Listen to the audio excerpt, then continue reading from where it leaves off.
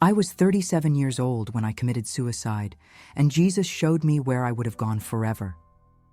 What happened in those moments after my heart stopped will change everything you think you know about death, about judgment, and about the value of your own life. My name is Sandra Rogers. To the world, I was a functional administrative assistant in Philadelphia. But inside, I was waging a losing war. I had convinced myself of a terrible lie, that my existence caused more pain than my absence ever could, that the world would simply close over the space I left like water filling in where a stone had been removed. The thoughts started as whispers, "You're not good enough," but became the only voice I could hear. I tried therapy, but I never told the full truth. I never admitted I was calculating lethal dosages on my bathroom scale.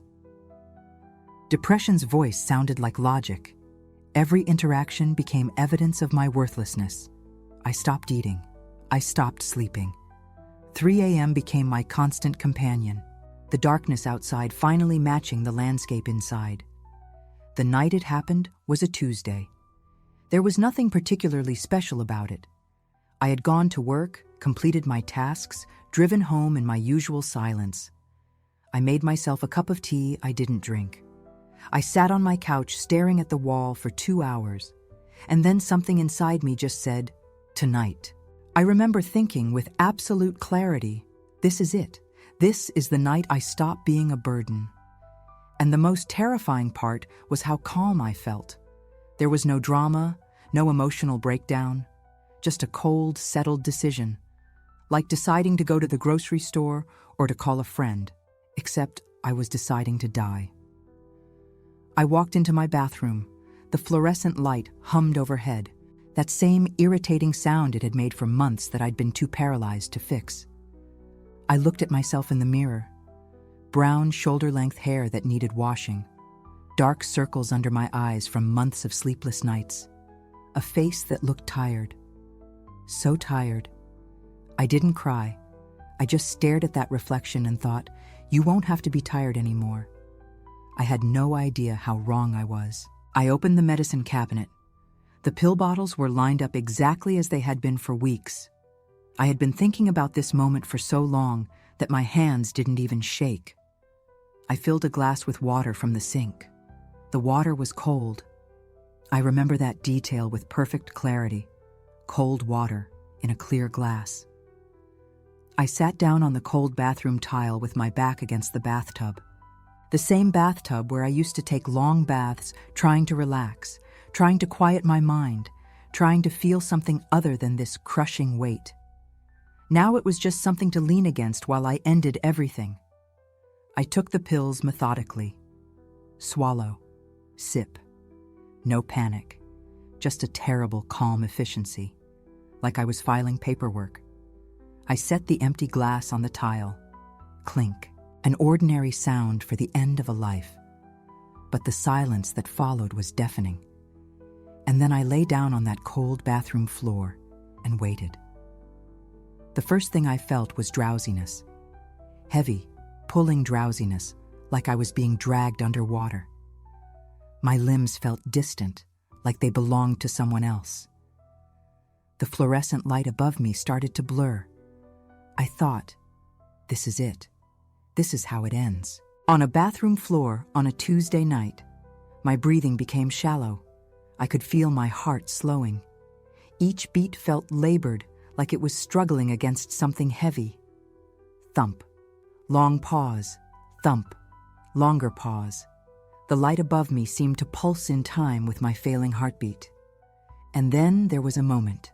A single moment where everything shifted. My heart stopped. I know it stopped because what happened next was unlike anything I had ever experienced. It wasn't like falling asleep. It wasn't like losing consciousness. It was like being pulled out of something. I felt myself lifting, not physically, something else. Something that had been inside my body was suddenly outside of it. And I could see. I was looking down at myself. There, on the cold bathroom tile, was my body. Brown hair splayed across the white floor, arms at my sides, completely still, the fluorescent light humming above a corpse that looked like me but wasn't me anymore because I was here, floating near the ceiling, watching. The shock of it was absolute. I tried to scream, but I had no mouth. I tried to breathe, but I had no lungs. I was consciousness without form, awareness without body, and I was staring at my own dead face. This is real. The thought crashed through me with complete certainty. This is actually real. I'm dead. I'm actually dead. And then the bathroom started to fade. The physical world dissolved. The tile, the light, my body, everything vanished into an infinite, formless void. It wasn't just dark. It was the absence of everything. No up, no down, no time. Just terror. Terror gripped me. Not physical terror, because I had no body to feel afraid. This was something deeper. Soul-level terror. The understanding that I had made an irreversible choice, and now I was somewhere I had never imagined, somewhere I couldn't escape from. I tried to call out, "Mom, Jesus, someone, help me," but there was no sound, just silence. Infinite, crushing silence. I floated there, or existed there. I don't even know how to describe it. Time didn't feel normal.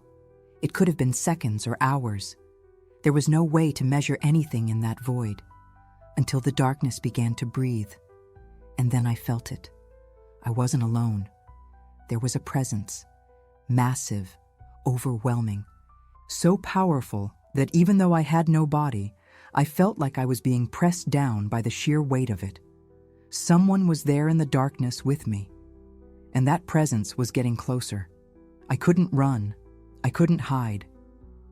Even though I had no body, I felt exposed, like every thought I'd ever had was suddenly visible. The presence grew stronger, closer, and with it came light. This light was overwhelming, like staring into the sun. The darkness cracked, fractures of brilliance splitting the void. And then, he was there. Jesus. The name filled my awareness instantly. His presence was like nothing I can describe. Imagine every emotion you've ever felt, every moment of your entire life, compressed into a single point of absolute awareness. That's the closest I can get. I wanted to hide. The shame hit me like a physical blow, even though I had no body to feel it with. I had just killed myself, ended the life he gave me, and now I was standing, or existing, or whatever I was doing, in front of him.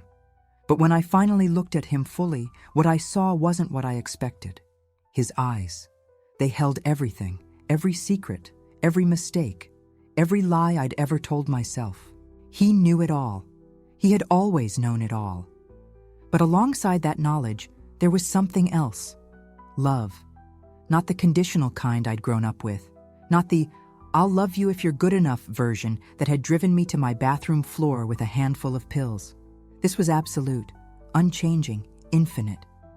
I heard his voice, though it wasn't sound in the way we understand it. It was deeper than that, like words forming directly in the core of my being. Sandra. He said my name, and I shattered. I don't have a better word for it. Every defense I'd ever built, every wall I'd constructed to protect myself from pain, collapsed in that single moment. Because when he said my name, I understood something I'd never grasped in 37 years of living. He had always known me, and he had never stopped loving me. Not when I'd failed, not when I'd fallen apart, not even when I'd taken those pills and decided I was done. I tried to speak, to apologize, to explain, but before I could form a coherent thought, everything around me changed. It was like a door opening in reality itself. Suddenly, I was watching my life unfold before me, but not the way I'd experienced it. I was seeing it through his eyes, and what I saw broke me all over again. I saw myself at 7 years old, crying in my room after my father told me I'd never amount to anything. I remembered that moment. I'd carried it for 30 years, but now I saw something I'd never seen before. Jesus was there, in that room, with that broken little girl, weeping with her. The image shifted. I was 16, sitting alone in the cafeteria because no one wanted to sit with the quiet, awkward girl. I remembered the isolation, the ache of being invisible. But he was there too, sitting beside me, seeing me when no one else did. Frame after frame, moment after moment. Every lonely night, every rejection, every time I'd believed the lie that I was worthless. And in every single scene, he was there. The tears I couldn't cry with my physical body seemed to pour from somewhere deeper. Because I realized what I'd missed. I had never been alone, not once, not ever. Every moment I'd felt abandoned, he'd been right there, loving me with an intensity I couldn't have comprehended if I'd known it. But then the scenes changed. And what I saw next shattered me more than death itself. I saw the moments I'd touched other people's lives, small things I'd forgotten or never even noticed. The coworker I'd smiled at on her worst day. I saw what happened after I walked away. She'd been planning her own suicide. My smile, something I didn't even remember doing, had given her pause. She'd gone home, gotten help, survived. I watched the time I'd let someone go ahead of me in line at the grocery store. She was rushing to get medicine for her sick daughter. Those 3 minutes I gave her meant she got home before her daughter's fever spiked dangerously high. The grief was unbearable, because I'd thrown it all away. I'd decided my life had no value, no purpose, when the truth was I'd been changing the world in ways I'd never imagined. Sandra, his voice again, gentle, patient. I looked at him, and this time I could bear it. The love in his eyes steadied me, even as shame threatened to pull me under. I have something to show you. What happened next I still struggle to process. He showed me 2 paths, not like a vision or a dream, more like I was living both realities simultaneously. In one path, I saw myself being born again. Reincarnation, a fresh start in a new body, a new life. It looked like mercy, like a second chance. But there was a hidden cost I couldn't see yet. But then he showed me what that would mean. The coworker I'd smiled at? If I didn't return, the news of my suicide would be the final blow. She would see it as proof that there is no hope. She would lose her own battle. Her 2 children would grow up without a mother. Her daughter would fight the same darkness. The cycle would continue. And the ripples would spread further. Not just the moments I'd already lived, but hundreds, thousands of future moments. People I hadn't met yet. Conversations I hadn't had. Small kindnesses that would never happen because I'd ended my story too soon. All of it erased. Every life is woven into the fabric of existence, he said. Pull one thread, and the entire tapestry changes. He gestured to the paths. The choice is yours. Return to your body, knowing what you know now. Or begin again, never knowing what could have been. I don't understand, I said. I killed myself. I thought I'd condemned myself. You condemned yourself with every lie you believed, he said quietly. But I have never condemned you. I have only loved you. The weight of it crushed me. Returning meant going back to the pain, the depression. But reincarnation meant abandoning the people I was meant to save. I looked at the fresh start, then at the ripples of my broken life. The choice crystallized. I want to go back. The words came out stronger than I expected. Certain. I want to go back. Not because it'll be easy, not because the pain will go away, but because you've shown me that my life matters, and I can't walk away from that. I won't. The light around him intensified, and I felt something shift in the space between us. Approval, joy, pride. You will suffer, he said, and there was no cruelty in it, only truth. The battle in your mind will not end simply because you've seen what I've shown you. You will have days where you doubt, where the darkness feels stronger than the light. I nodded, understanding. But you will not be alone. You have never been alone, and you never will be. And Sandra, his voice softened, became impossibly gentle. I am giving you a mission. I felt myself leaning in, every part of my awareness focused on his next words. Tell them. 2 words, so simple, so impossibly heavy. Tell them what you've seen. Tell them that every life matters in ways they cannot imagine. That returning to pain is worth it when you understand the sacred value of your own existence. Tell them I have never stopped loving them. I wanted to ask how. How could someone like me, someone who just tried to kill herself, possibly deliver that message? Who would listen? But before I could speak, he smiled. And in that smile, I saw my answer. It wasn't about me being qualified or worthy or eloquent enough. It was about truth. And truth carries its own power. Go back, Sandra. Live. Love. Tell them. The light began to intensify, growing brighter and brighter until I couldn't see anything else. I felt myself being pulled backward or forward. I couldn't tell. The sensation was like being yanked through water, pressure building on all sides. And then pain. Oh God, the pain. My chest exploded in agony. I couldn't breathe, couldn't think. Everything was fire and pressure and desperate, clawing need for air. My eyes flew open. Hospital room, fluorescent lights, the steady beep of monitors, a nurse shouting for a doctor. I later learned that my mother had woken up with a terrified start at the exact moment I took the pills. Driven by an inexplicable instinct, she had raced to my apartment and broken the window just in time to find me. I was back. In my body, in the pain, in the broken, messy reality I'd tried so hard to escape. But I was also carrying something new.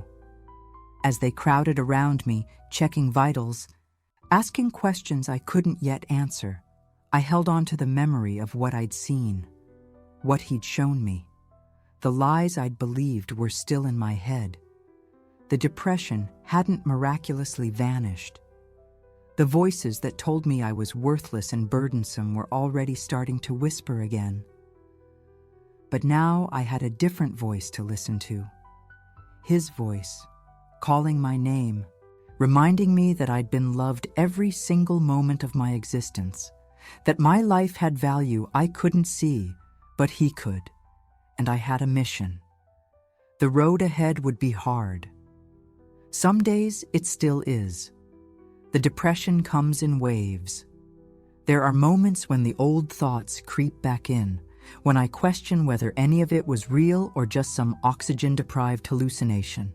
But then I remember the choice I made, to return, to live, to tell the truth. If you believe your life has no value, hear this: you are loved. Absolutely and infinitely. Your life creates ripples you cannot see. Jesus gave me a choice: escape the pain or embrace the mission. I chose the mission, not because I'm brave, but because he showed me the truth. Every life is sacred. You are not alone. Your story isn't over. Choose life, not because it's easy, but because it's sacred.